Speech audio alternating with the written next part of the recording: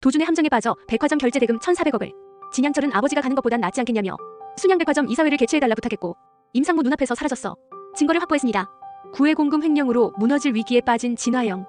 도준의 함정에 빠져 백화점 결제 대금 1,400억을 끌어다 주식에 투자했다 하락세를 탄 진화영. 이후 도준은 검사가 된 민영에게 진화영의 공금 횡령 의혹을 조사해달라 부탁한다. 그리고 민영은 화영이 순양데코란 페이퍼 컴퍼니로 공금 횡령을 했단 정황을 포착해 수사에 돌입했다. 화령은 평소 무시하던 남편한테도 내쳐지자 다시 미라클을 찾아 1,400억을 빌려달라는데 오세연은 순양백화점 지분 25%를 1,400억에 사주겠다 제안한다. 그리고 앞서 4,000억을 빌리며 달았던 조건 일주에 1만 5천원 선이 무너지면 지분 30%는 미라클에 귀속된다는 걸 짚으며 이미 30%는 미라클의 것이 되었다 알렸다. 이미 뺏긴 지분 30%에 25%까지 더해지면 순양백화점을 뺏겠다는 것이기에 화영은 1,400억 빌리기를 포기했고 가족이란 타이틀을 앞세워 도준에게 도움을 청해보려 하지만 도준은 미라클의 결정권자는 오세연이라 선을 그었다. 어쩔 수 없이 형제들에게 손을 뻗어보지만 형제들도 지분을 탐내는 오세연과 다를 바 없었다. 결국 마지막 살 길은 아버지이기에 진양철을 찾아가 도준에게 속아 이렇게 된 거라며 1,400억을 대신 갚아달라 애원한다. 하지만 진양철은 투자하고 공금 횡령한 건 모두 화영 스스로 한 것이라며 팩트만 짚었다. 도준이 가가 뭘 잘못했단 말이고.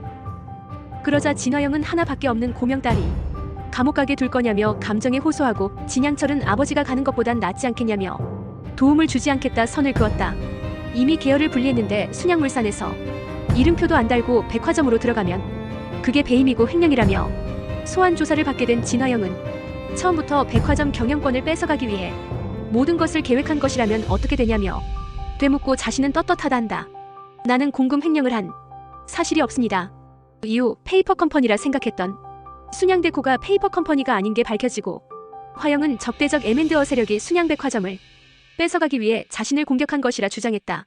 그리고 화영을 뒤에서 도운 건 도준에게 까인 전력이 있어 방해하고 싶어하는 모현민이었다. 민영은 주가 하락으로 담보였던 백화점 지분이 미라클로 귀속됐다는 사실과 미라클의 대주주가 도준이란 걸 알게 되자 어쩌면 화영의 말이 진실이라 믿게 된다. 진화영은 아직 위기를 다 넘긴 것이 아니었다. 거래처 결제 대금을 어음으로 발행한 것을 갚아줘야 할 때가 온 것. 결제 일자가 늦어지자 협력업체 사람들이 시위를 시작하는데 화영은 모르는 척 귀를 막았다. 1,400억이면 거래처 대금 문제는 해결된다고 들었습니다. 백화점 지분 그만 넘겨주세요 고모. 도준아 꿈깨. 너한테는 절대 못 줘.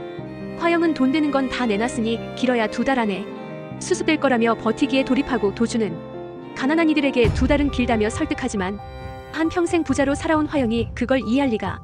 이에 도준은 진화영의 능력이 아니라 순양가에서 태어난 행운으로 그 자리에 있는 거 아니냐며 어떻게든 끌어내리리라 마음먹었다. 스스로 내려오실 수는 없을 겁니다. 본인 힘으로 올라간 자리가 아니니까. 도준은 진양철을 도우며 얻은 소원권으로 순양백화점 이사회를 개최해달라 부탁했고 화영이 모르는 사이 공금 횡령 및 배임 의혹으로 진화영 대표이사 해임안이 안건에 올랐다. 그 사실을 알게 되자 임상무에게 모든 걸 덮어씌우고 꼬리를 자르려 하는 진화영. 버려진 임상무를 찾아가 도준은 진화영이 공금 횡령 사실을 증언해달라 부탁하는데 임상무는 끝까지 신의를 지키겠다 한다. 진 대표에게 신의를 지키기 위해 상무님 자신을 배신하고 계시네요. 매일매일. 하지만 이전 생에 순양의 춘견 생활을 오래 한 도준이었고 임상무의 마음을 누구보다 잘 알고 있었기에 그녀를 설득했다. 그래서 이사회에서 화영이 자신의 무죄를 주장할 때 도준은 증인이 있다며 임상무를 증인으로 내세우려 했는데 임상무 눈앞에서 사라졌어. 임상무가 납치되는 바람에 이사회에 세우지 못한다. 화영은 증인이 나타나지 않는 건 허위 제보이기 때문이고 허위 제보에 대해선 중앙지검에서 내사에 들어갔다 말을 이어가는데 그 타이밍에 민영이 등장해 도준을 당황시켰다. 허위 제보를 입증할 증거를 확보했습니다. 이 영상이 즐거우셨다면 구독과 좋아요로 다음 소식을 놓치지 마세요.